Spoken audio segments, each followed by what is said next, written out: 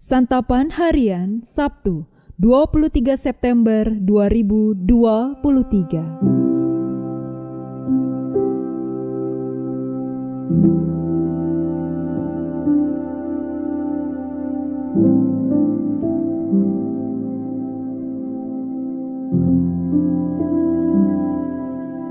Inilah program Santapan Harian, sebuah program yang mengajak Anda menelusuri isi Alkitab, agar Anda menemukan makna firman Tuhan sesuai dengan konteksnya.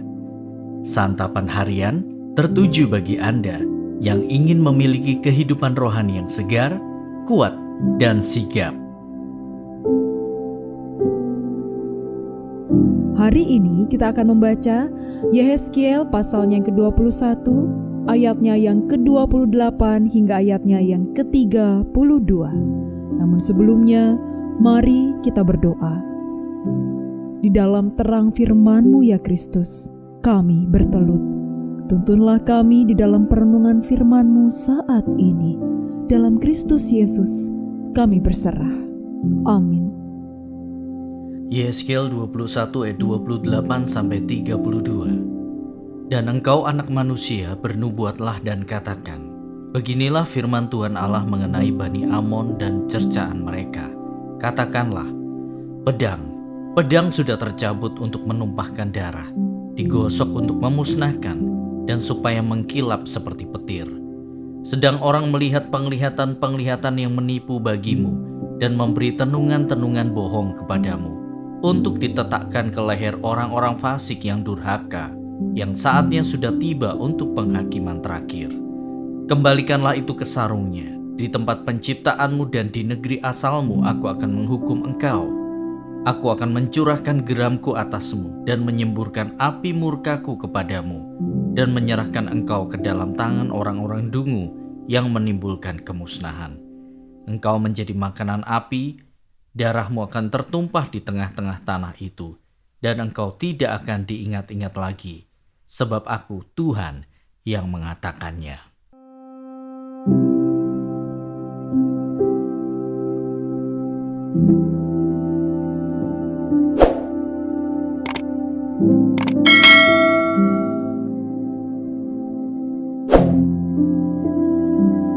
Sahabat Santapan Harian, kadang kita bertanya, mengapa orang jahat lestari hidupnya? Mengapa Tuhan membiarkan mereka tetap hidup baik dan tidak dihukum? Kembali, dalam nas kali ini, kata pedang digunakan. Pedang yang menggambarkan kematian sebagai hukuman tidak hanya dikenakan kepada Israel, namun juga kepada Bani Amon. Tuhan mendatangkan hukuman kepada mereka karena mereka membiarkan adanya penglihatan-penglihatan yang menipu dan tenungan-tenungan bohong mengenai diri mereka. Tuhan tidak tinggal diam. Dia memberikan penghukuman sesuai dengan konsekuensi dari kehidupan mereka yang penuh kefasikan. Demikianlah Tuhan. Dia dapat saja tampak diam ketika umat manusia hidup dalam kefasikan. Tuhan juga bisa menggunakan orang-orang fasik untuk melakukan penghukuman kepada umatnya yang tidak setia. Namun, bukan berarti Tuhan membenarkan kefasikan. Tuhan tetap adalah Tuhan yang mencintai kebenaran. Kefasikan tetap akan mendapat hukumannya. Orang fasik tetap akan menerima konsekuensi dari tindakannya. Dalam kehidupan, ketika kita melakukan hal yang tidak benar, mungkin kita tidak secara langsung menerima konsekuensinya. Hukuman yang jatuh secara tidak langsung itu bisa membuat kita terlena dan memunculkan pikiran, ternyata yang aku lakukan ini tidak apa-apa, tidak ketahuan, dan tidak ada yang menghukum. Tuhan juga diam saja. Berhati-hatilah. Kita bisa ketagihan melakukannya lagi karena merasa aman dan nyaman dengan hidup yang tidak benar itu.